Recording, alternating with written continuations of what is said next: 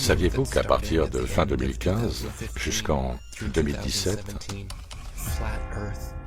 Terre plate était l'un des termes les plus recherchés aux USA, sans parler du reste du monde. Le sol nous apparaît comme s'il était immobile.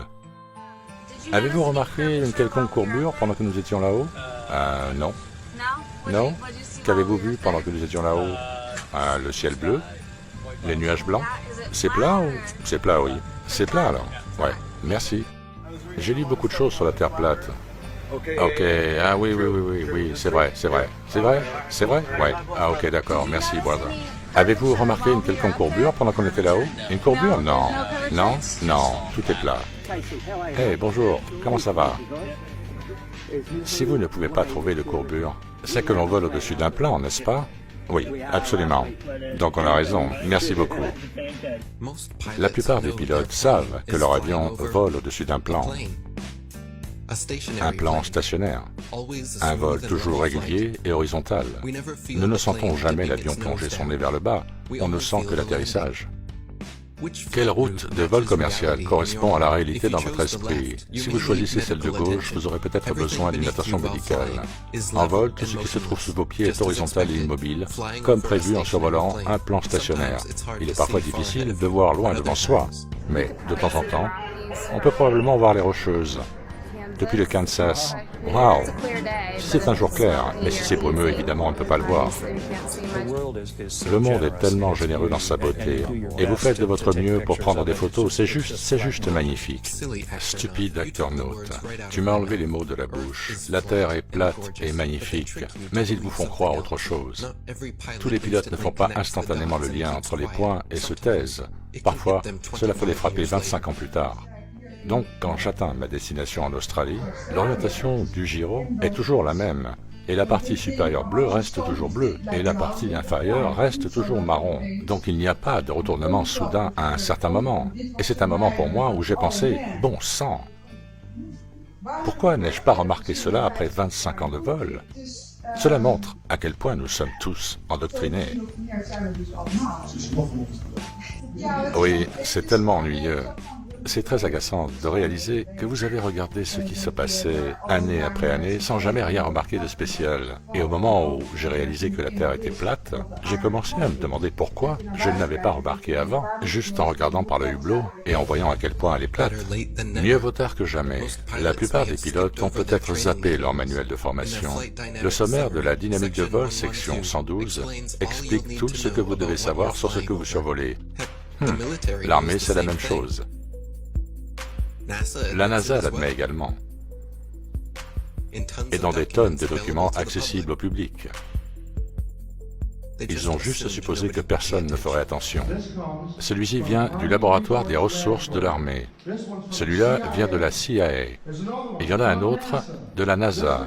Ce rapport documente les définitions du modèle linéaire d'avion pour les avions rigides de masse constante, de masse cohérente, volant au-dessus d'une terre plane, non tournante. Cela vient directement de notre propre gouvernement. J'ai maintenant à ma disposition 44 documents. J'aimerais, monsieur, que vous les donniez au greffier municipal, s'il vous plaît, qui est cette personne. Donc, ce que je veux, c'est une loi qui soit votée et qui stipule que nous ne pouvons enseigner n'importe quoi sur notre monde. Nous devons enseigner la vérité sur la façon dont les choses existent. Depuis les documents jusqu'à l'imagerie, ils ne volent pas le long d'une courbe qui mène vers l'espace sidéral.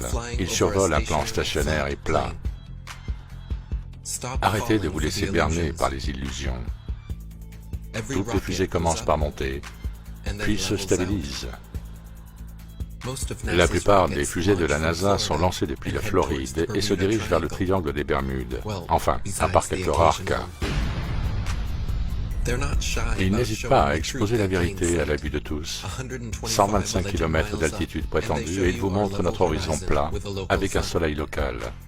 Puis, ils changent rapidement de caméra et utilisent leur lentille fisheye comme si de rien n'était. Et il faut en choisir un, on ne peut pas avoir les deux.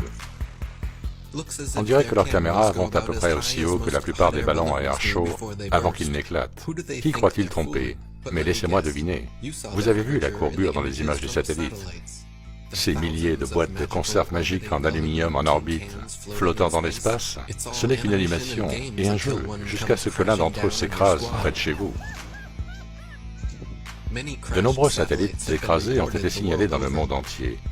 Et il y a une chose qu'ils ont tous en commun, ils sont tous attachés à d'énormes ballons d'hélium.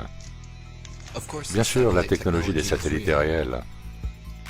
Nous obtenons grâce à elle nos informations météorologiques, nos équipements de communication et même certains services Internet.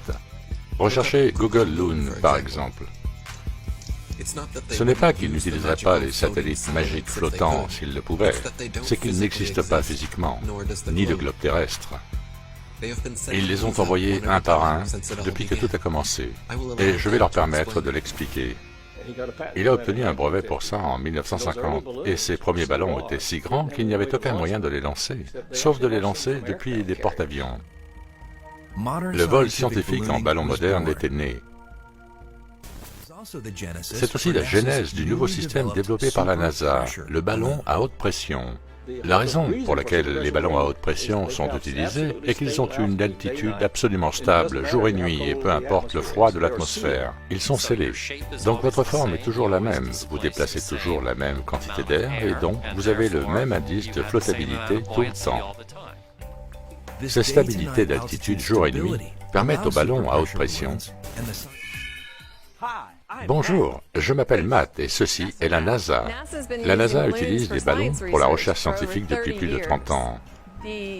L'exploration, qui peut être faite avec des ballons, ne cesse de croître. Le ballon standard que je fais voler fait environ 200 mètres de long quand il est fabriqué, et quand il est gonflé, il fait plus de 120 mètres de haut sur 130 mètres de large. Imaginez un stade en forme de dôme, c'est la taille de mes ballons. Donc laissez-moi résumer. Il est maintenant de notoriété publique qu'ils envoient des satellites fixés à d'énormes ballons remplis d'hélium.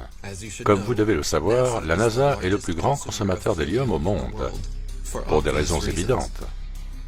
Mais le problème avec la société, c'est qu'elle ne pense jamais de manière critique. Réfléchissez une seconde. Si ceux-ci sont envoyés pour fournir au monde toutes les informations dont il a besoin, et je suis sûr que le processus entier est coûteux et difficile à accomplir. Alors s'il vous plaît, expliquez-moi ce que dans un monde plat, ces animations pathétiques représentent pour vous. Est-ce qu'elles vous rendent heureux à l'intérieur? Sont-elles si super hyper cool que vous ne pouvez pas voir l'évidence du CGI? Le fait est que tout ce que la NASA envoie en ballon plane simplement au-dessus de notre Terre immobile. C'est pourquoi ils parlent rarement des satellites en orbite et bien sûr, ils ne montrent jamais d'images. Voici quelques images d'un soir au hasard avec un homme, la Lune et son icône P900. Remarquez-vous quelque chose qui flotte là-haut? La seule chose qui va dans l'espace, c'est ton imagination. Oublie ça, Bart, il y a tellement de lumière dehors que tu ne peux rien voir dans le ciel à part le satellite Fox.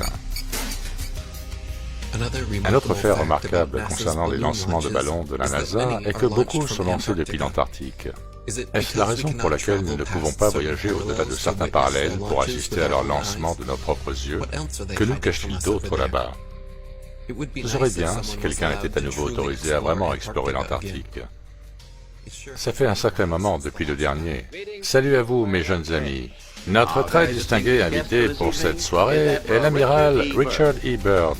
Je dois dire que l'amiral Byrd, notre invité ce soir, n'est pas seulement notre plus grand explorateur vivant, mais il a été une inspiration pour d'innombrables Américains. Amiral Byrd, y a-t-il encore des terres inexplorées sur cette terre qui pourraient attirer les jeunes aventuriers américains? Oui, étrangement, il y a encore dans le monde aujourd'hui une zone aussi grande que les États-Unis, qui n'a jamais été vue par un être humain.